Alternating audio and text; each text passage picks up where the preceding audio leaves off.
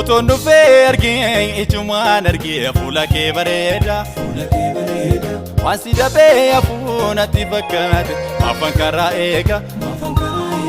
yoo rafeessi na argaa ka'uunsi na argu boraatii koo jaalaa kana tasaastu maalla miirra teessee bargan fakkaata hin beelofte laata garaara nyaata.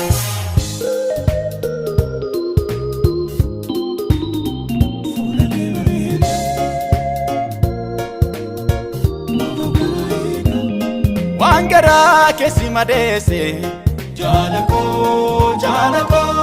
faana keessa si fageesse jaalako mul'ata kee bittimsiise jaalako ni moota kan si boochise jaalako waan garaa keessi madeesse jaalako faana keessa si fageesse jaalako mul'ata si bittimsiise jaalako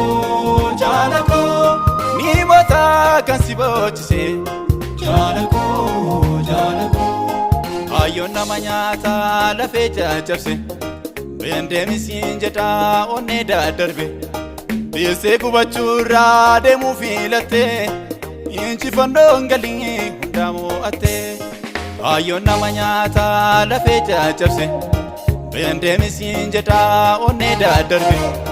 beessee gubachuurraa deemuu filattee injifannoon galii hundaa mo'attee.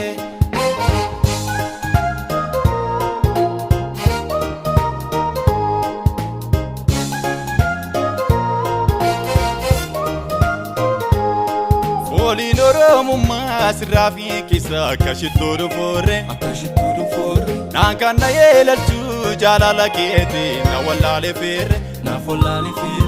onnee koo tarsaastee galama keesse naannatti kudhaamtee toofii dandeesse si marachuu kan koo warratti meera yaadanii kokootu obsii dhumeera.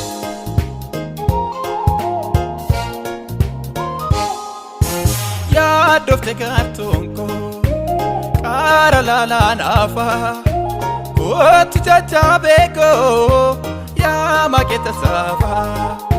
naan beeka gaaf tokko nu waliin bashaanaa